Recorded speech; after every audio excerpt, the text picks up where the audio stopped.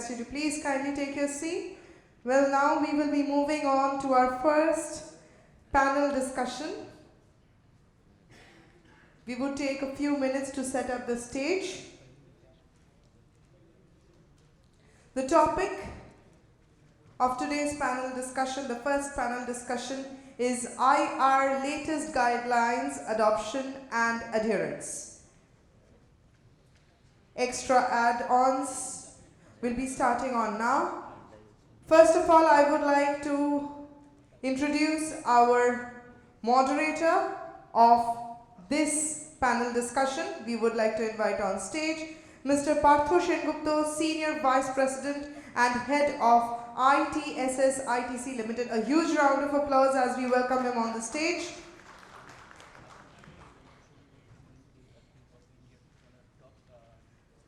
Sir, we would request you to please take your seat.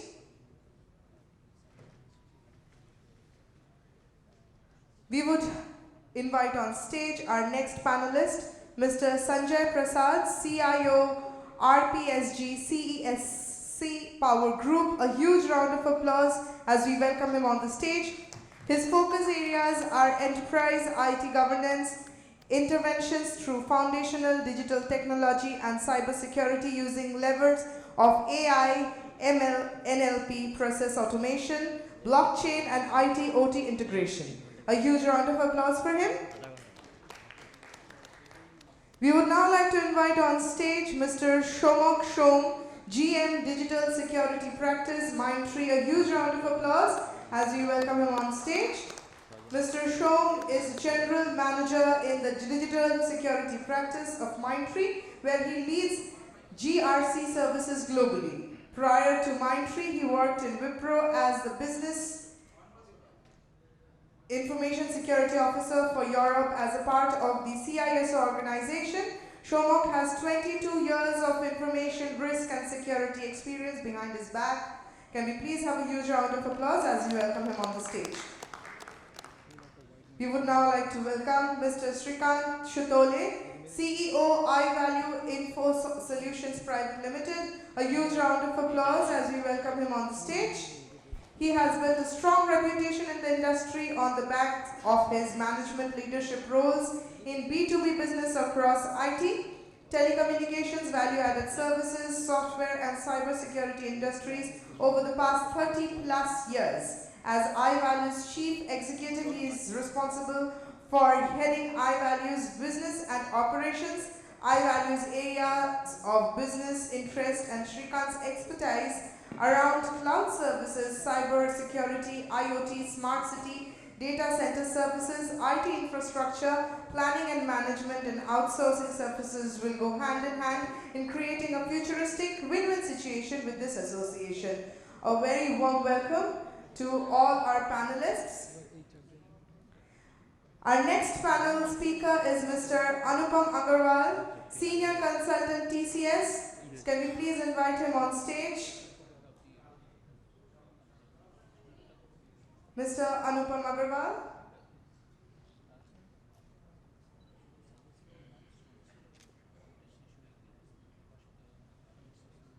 While he is coming on stage, we would request our next panelist, Mr. Supratim Chakraborty, partner in the Corporate and Data Privacy Practice of Khaitan and Company. Can we please have sir on the stage? A huge round of applause for him.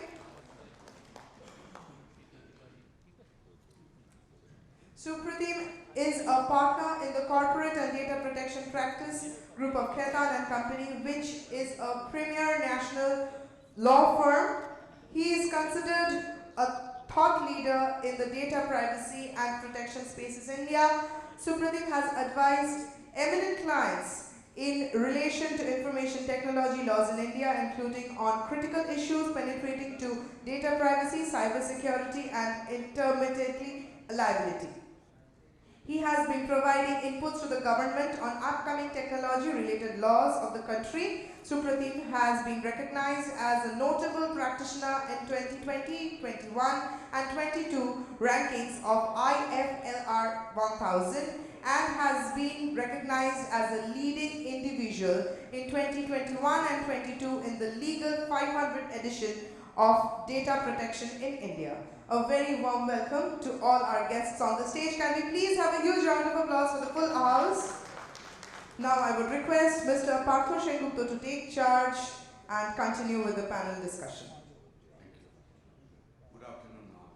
So we are standing between lunch and we will not bore you, and we just wanted to take up a session which is very important today because there are a lot of guidelines which has come from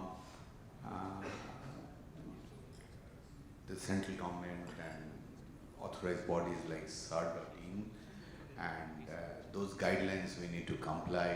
In view of that, that it's very important that we deliberate on that and we try to identify what are the roles, what as an CIO, as an CISO of the organization, or as an IT administrator or an IT manager of an organization, what are the roles respectively we need to play.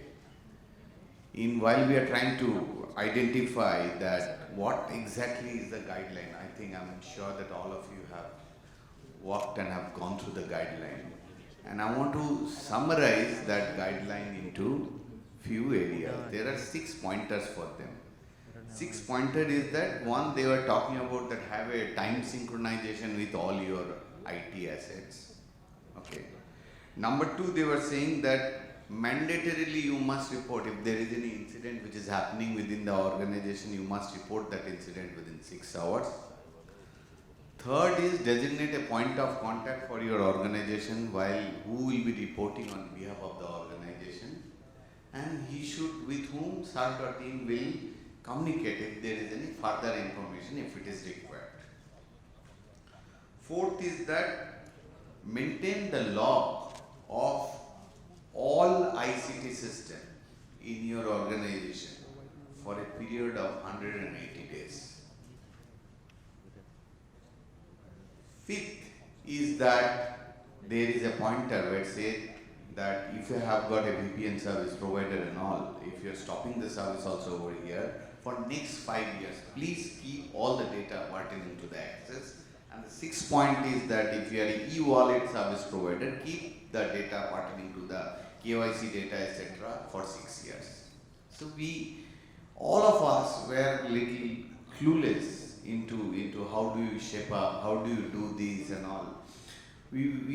All of us had our internal IR, incident response processes and all. This is why this has come, because it is a fantastic, the approach from the SAR.in that to identify that if anything which is happening in organization X, organization Y must know that, and immediately if there is something organization Y can do, that can follow as a guideline for the company. So this is one objective. Next objective is that for critical infrastructure of the country should never stop. If there is anything which is happening in the critical infrastructure, if there is a effort which is required across the country, we need to put an effort, we need to keep our critical infrastructure safe and running for the citizen, we should be able to do that. With that basic intention, this SAR.in guideline started. Now, while that guideline has started, it created little complexity in our life in terms of how do we ensure all those things, because it is not only a guideline, it is also eventually it is going to become a law that with a date we have to keep the data, to take some actions and all. This is a law for us. With this background, I move to our first panelist, Shomok, where my first question to Shomok is that there is one question which is there, which is important. As people can actually, Shomok, that people can actually keep, he is the point of contact, I will keep this, I will do time synchronization and all. First thing is that I need to keep the log. And keep the log for 180 days. The question which has come, and a lot of people have got that question, is that which log I am going to keep? Is it all the logs of all operating system log, application log, security log? In the operating system, which logs of the operating system? Is it security log or event log? And how do you define that? What exactly our scope and boundary? How do you actually should be able to tell that we are reasonably keeping the log for our organization? What do you mean by reasonable log keeping for an organization? If you can explain that to everybody. Thank you, Partha.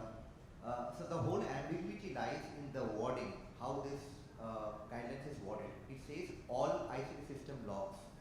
Now, when I say all ICT systems, first of all, the question comes, how do I define an ICT system? That's number one. Is OT a natural question? Is OT under the purview of ICT also? Now, when you say all, now I have got systems across my on-premise data center, I've got systems across the cloud, maybe with a third party, supplier, whatever.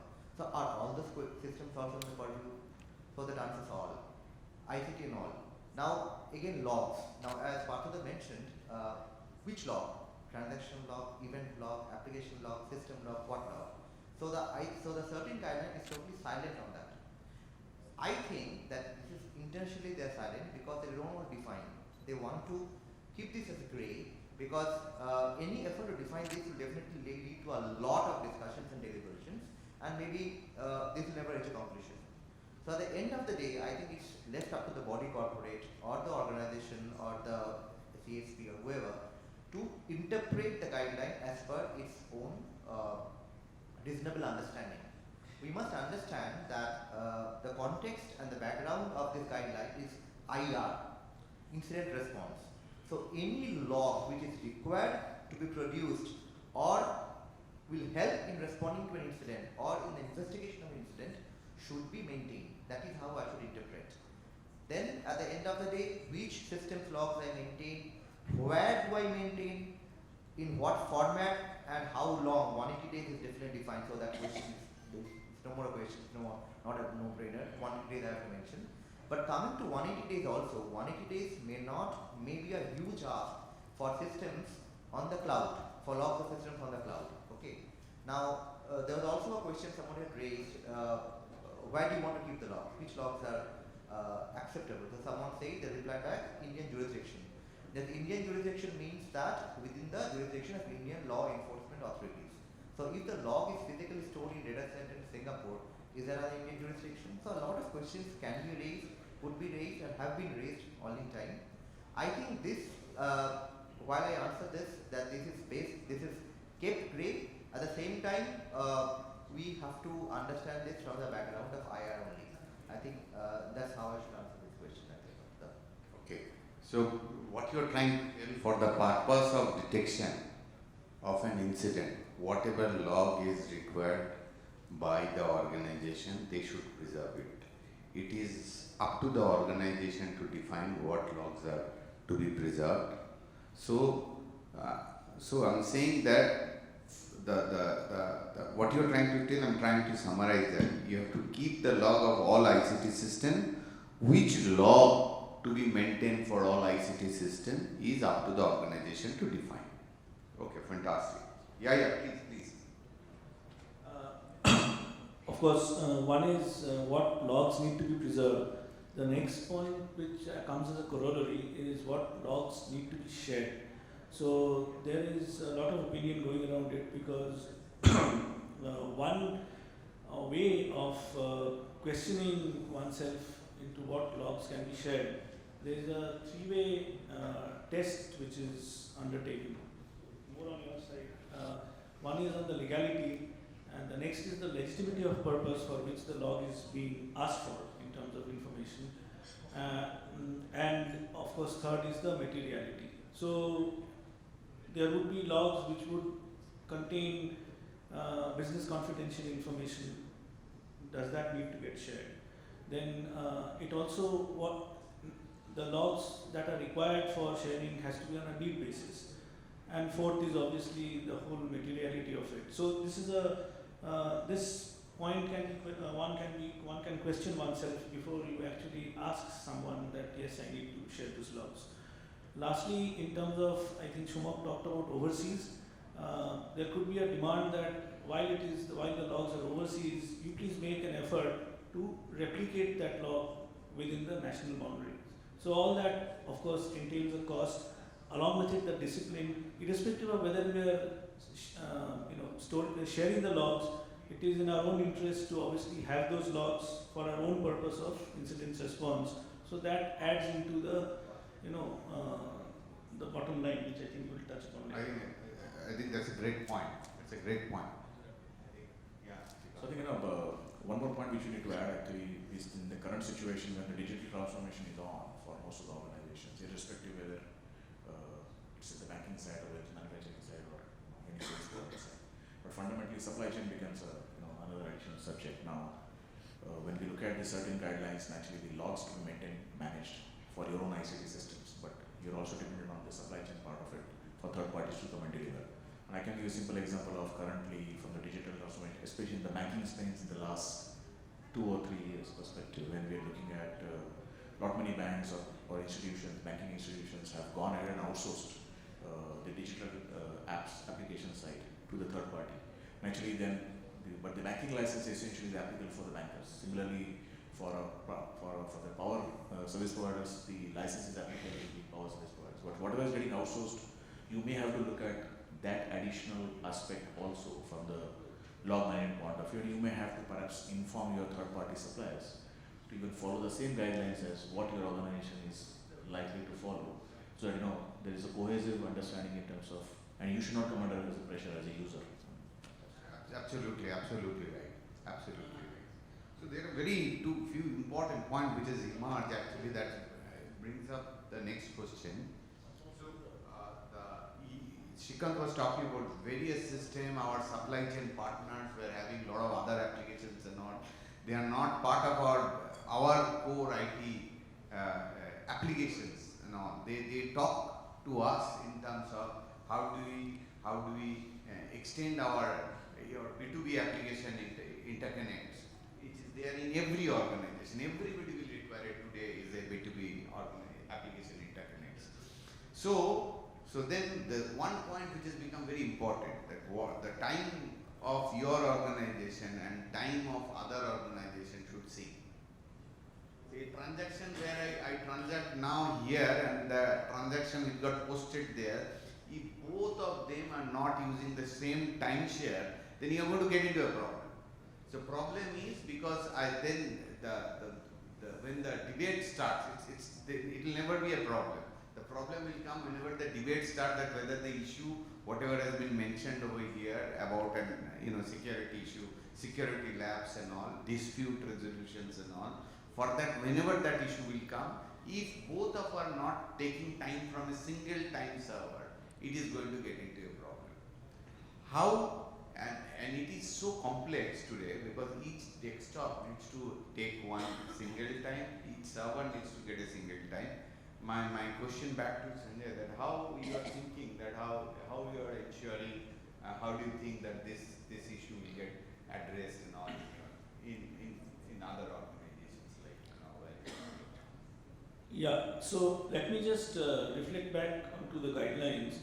At some point it says that it must be time synchronized with what is known as NTP, that's a network time protocol of both NIC and NPL servers. That's what initially was designated as part of the guidelines.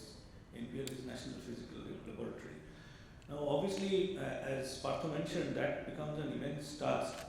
So why do we need to do this time synchronization in the first place? One is when you are creating these logs and and suppose there is a breach or there is some compromise which you are suspecting, you need to go back to these logs and reconstruct the entire breach and try to identify the cause. And in some cases you also need to do a forensic analysis. So this time synchronization is important as far as this part of incident response is concerned.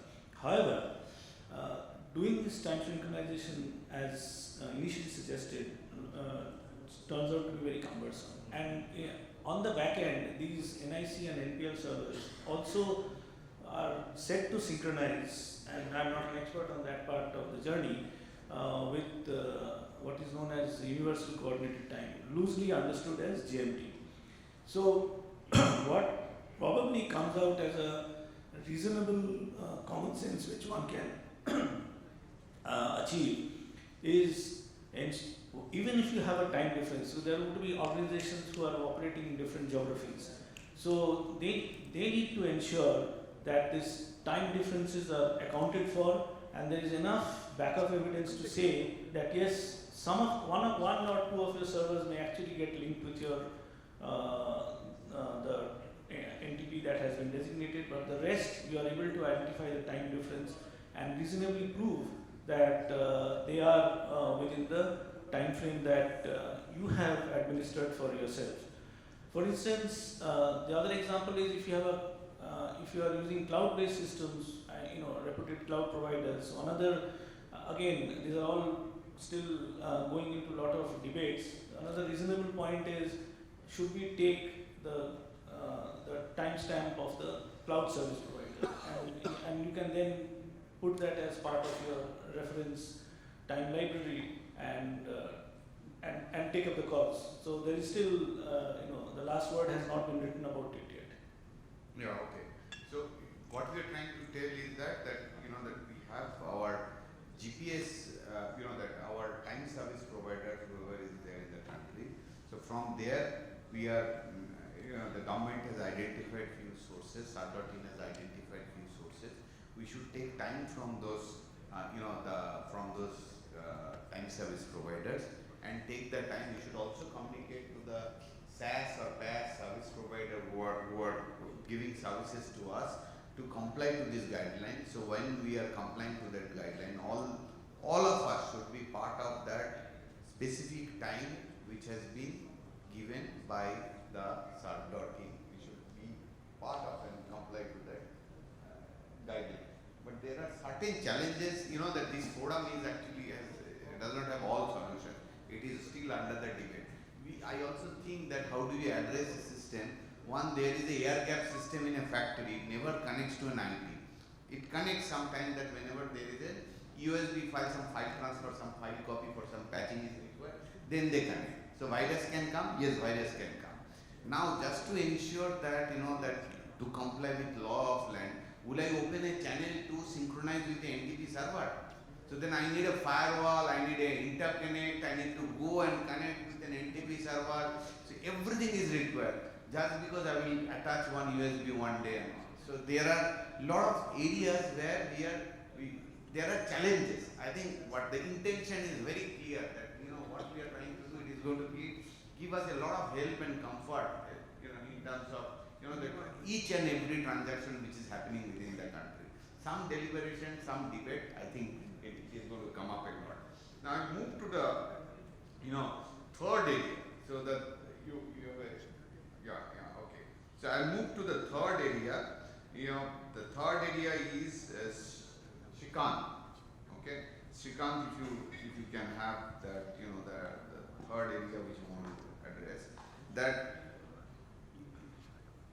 if I report there is a security incident which has happened in my company, say for an example,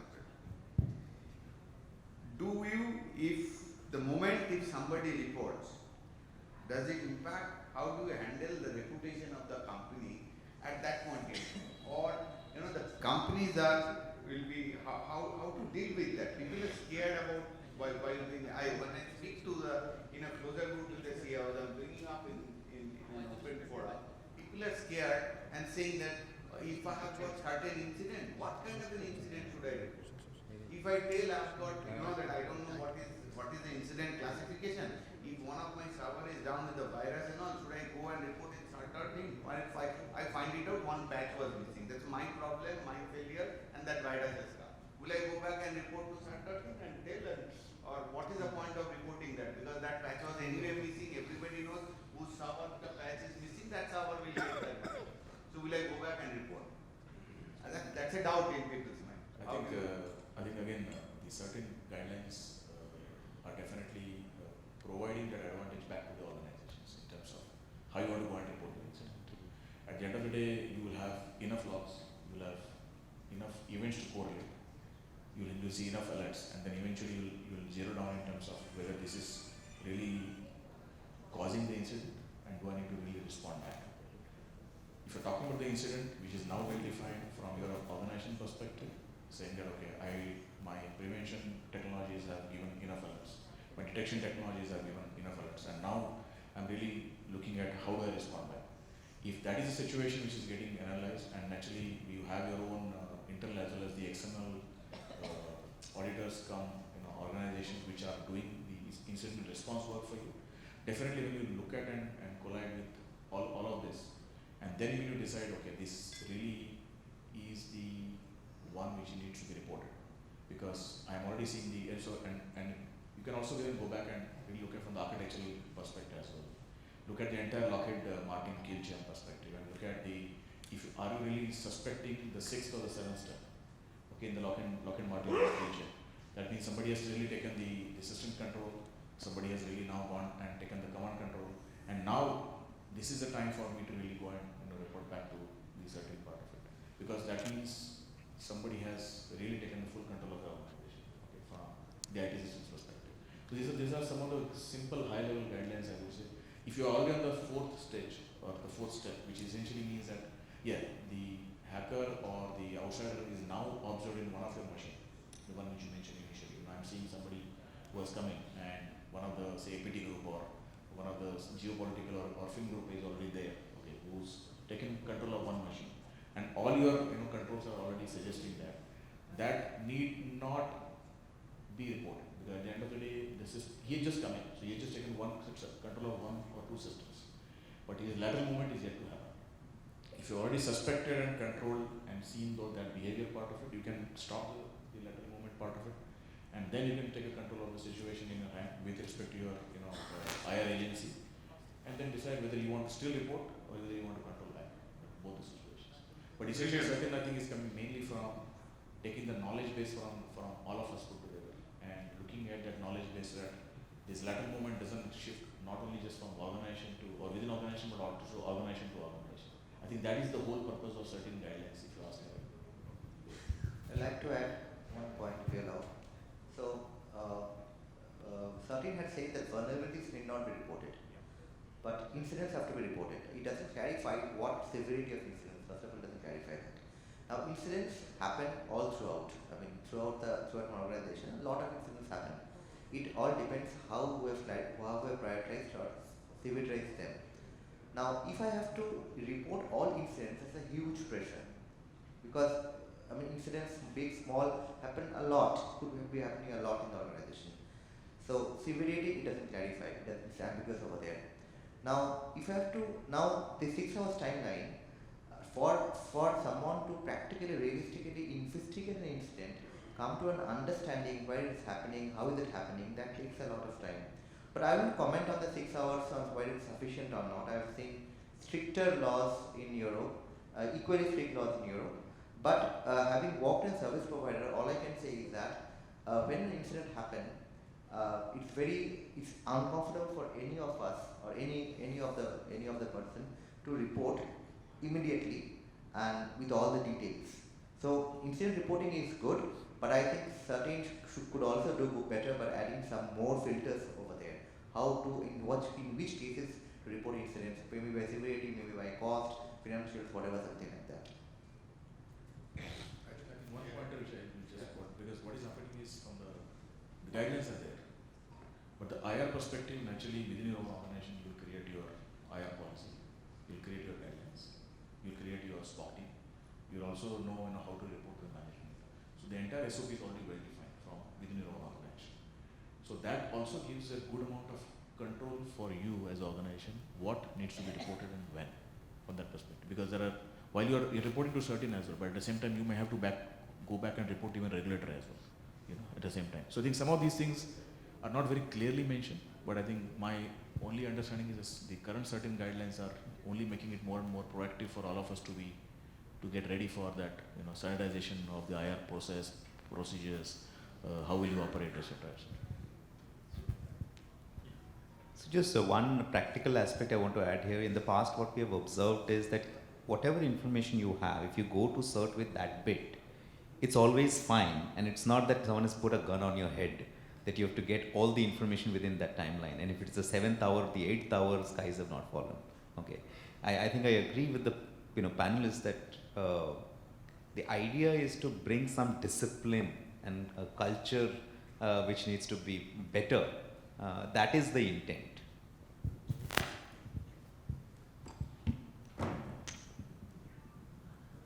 I think that's a very valid point, Parthuda, that this guidelines gives us an opportunity to relook at our systems and then do the transformation. If I give you an example, just the Y2K problem which happened 20 years back, if you search, you will find that the total amount of spending which was done was roughly $100 billion. It was just a 2-digit which needs to be added. So possibly this is going to create ample amount of space for organizations to invest in cyber security. That is what has been missing for quite long. There was no thrust from the board to invest on cyber security. So from the CIOs of who are on the panel and in the crowd, I think this is an opportunity to go back to the board and ask for more money and to re-transform themselves in the ways they can do. Thank you. That's a brilliant point. Brilliant point. I think that's a brilliant opportunity.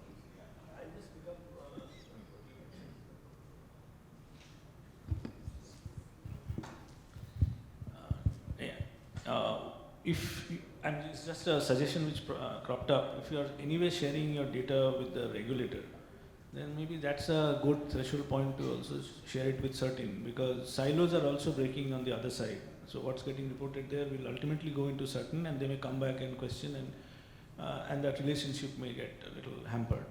And in terms of Shomak's point, in terms of actual incidents, while it doesn't mention about severity, but internally when you are doing that triage, one should be able to see that if it's a denial of service, if it's a data leakage, or related to human safety, if it's in the OT world, then obviously it's to be on the prudent side to report. And because if you are part of a protected system, you also get that support from certain and the different sectoral certs.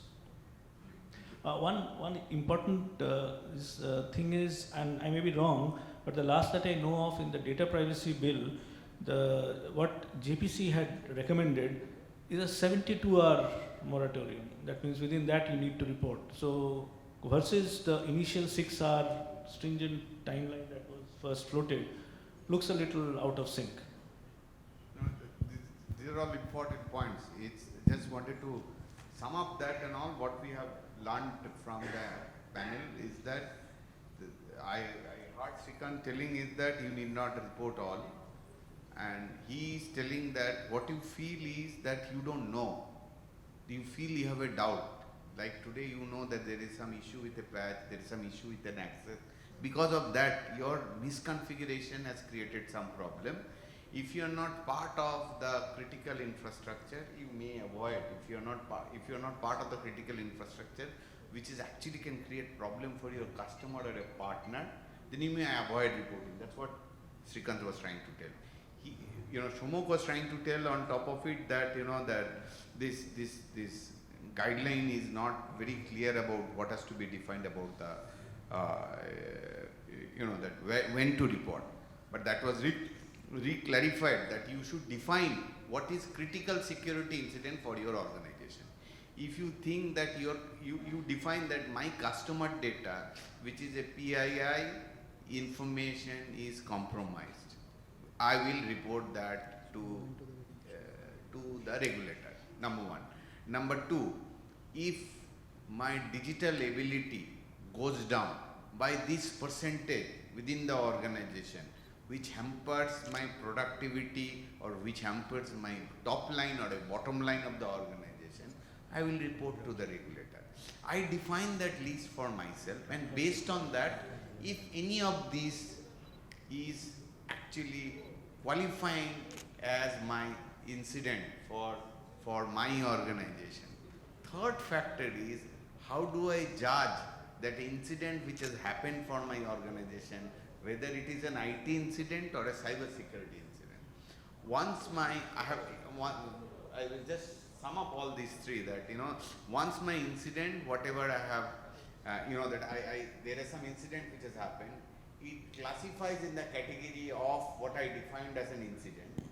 Third is that once I have actually, identified that as a cyber security incident and signed off by my Chief Information Security Officer, from then I should report within 6 hours to the regulator.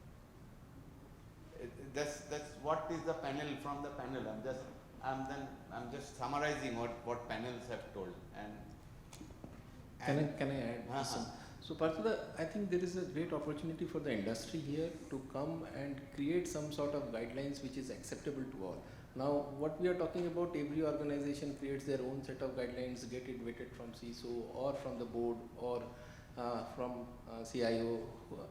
But instead, if the industry comes together and creates a guidelines for themselves, okay, and then even for certain it will be difficult because all the industries have come together and created a common guideline. I absolutely agree. With an national objective in mind, we should create what should be called as an incident, and that can be a guideline for everybody, not a mandate, but that we can create a guideline that can come up as an industry bodies can create as a guideline for rest so that people can follow. That people can follow. So there is no ambiguity in terms of what I define or what you are defining, but Fantastic. rather than a common guideline which Yes, is applicable to yes. us. So we are just two questions. One, two, we have discussed a lot. Yeah, please, you have a question. So, I asked this question in the Bangalore conference itself, right?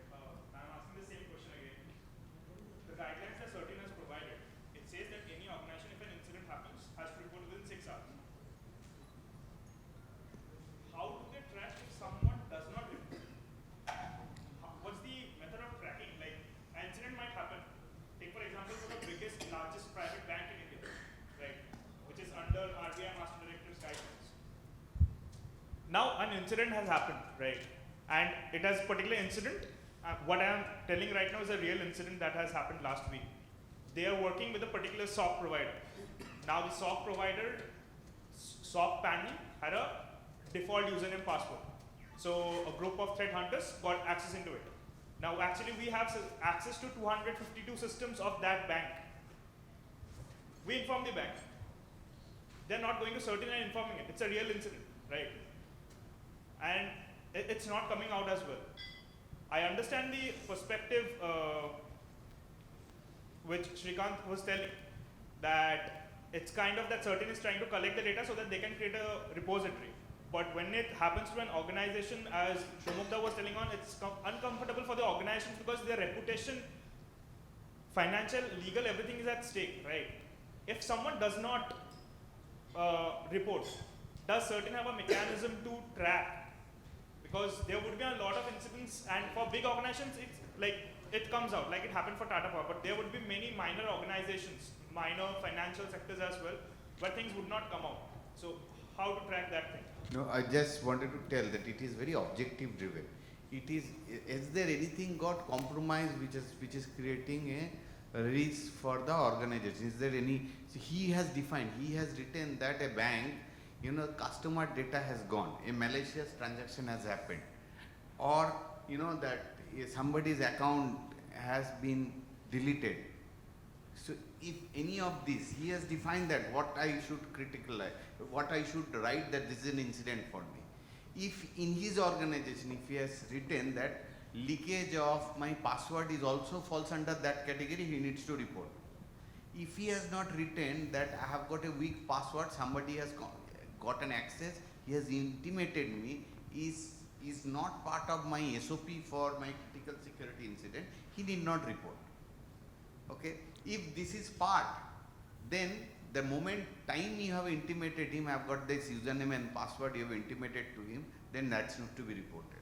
If it is not part of my checklist of that this is what I need to report back, then I need not report back this. You can answer that. My question is, what happens if it's there in the SOP and I do not report?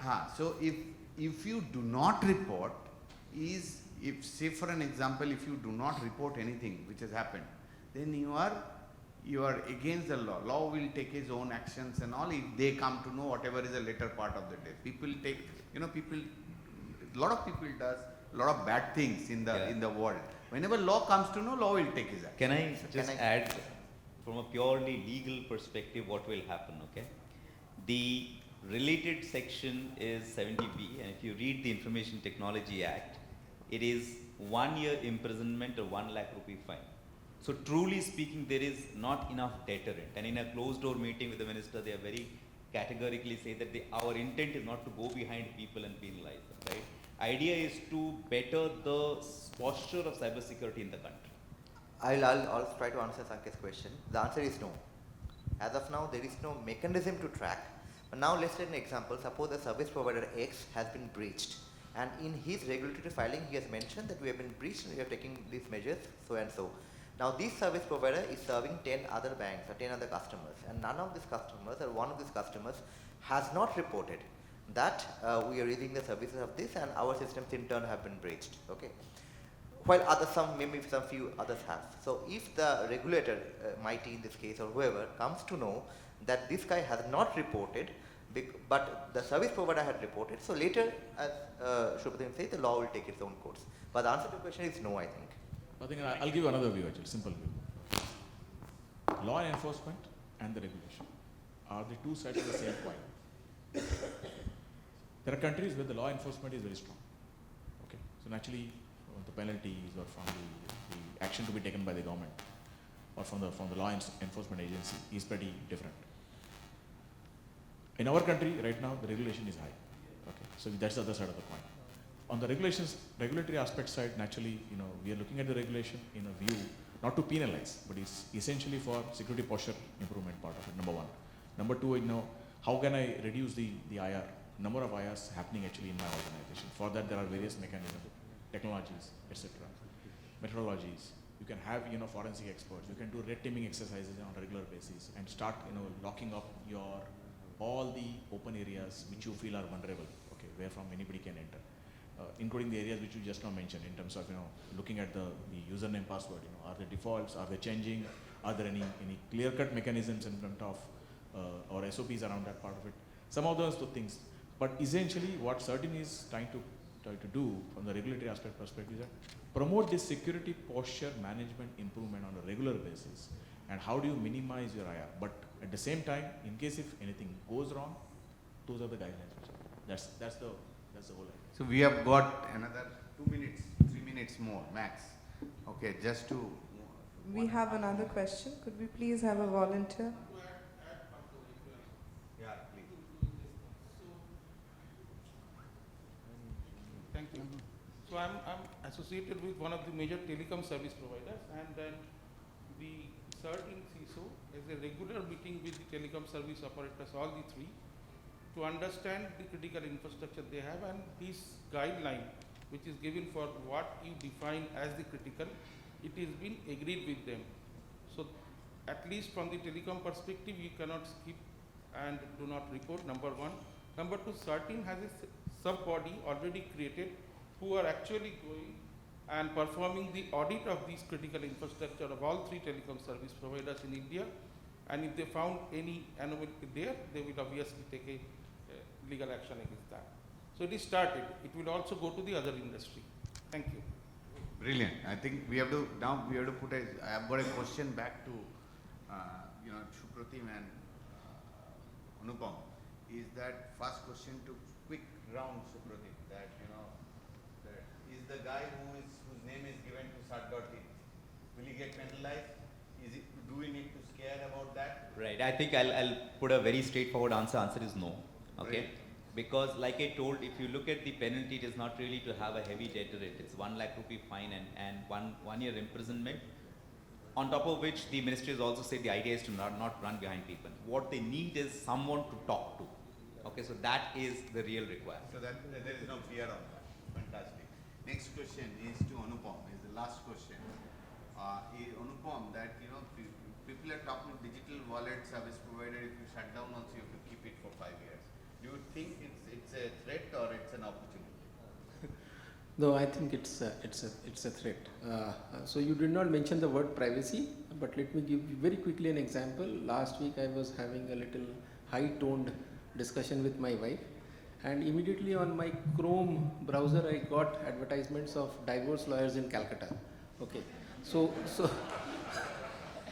this is if they are storing for 180 days or 90 days, if that is what can happen, storing things for 5 years with all the financial details attached with it, I think that's a threat. Definitely needs to be considered. That's a brilliant point.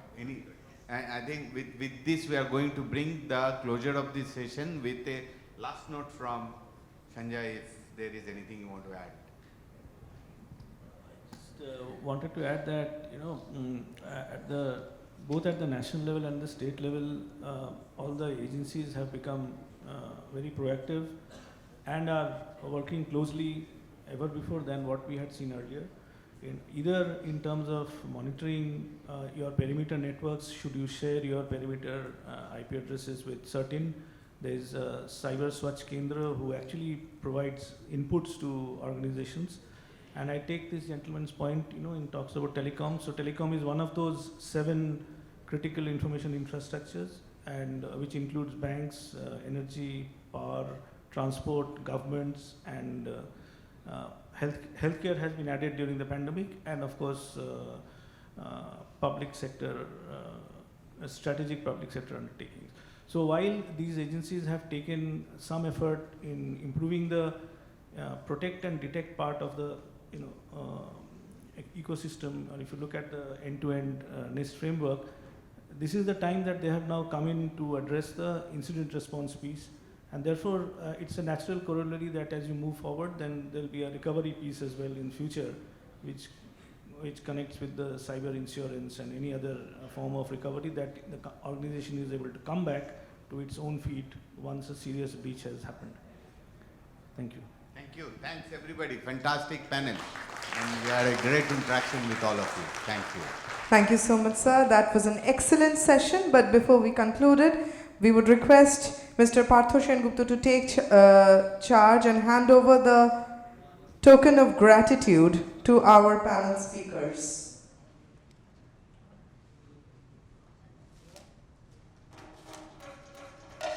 Could we please request our volunteers to hand over the memento to Partho sir?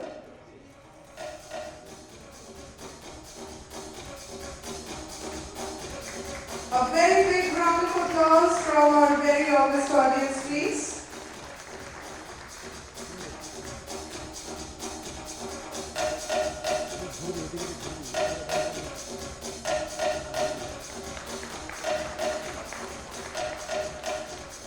Let the echo of the applause not stop, because this is the moment of celebration right after the panel discussion. We would like to celebrate such wonderful people for sharing such wonderful pieces of information with us and guiding us.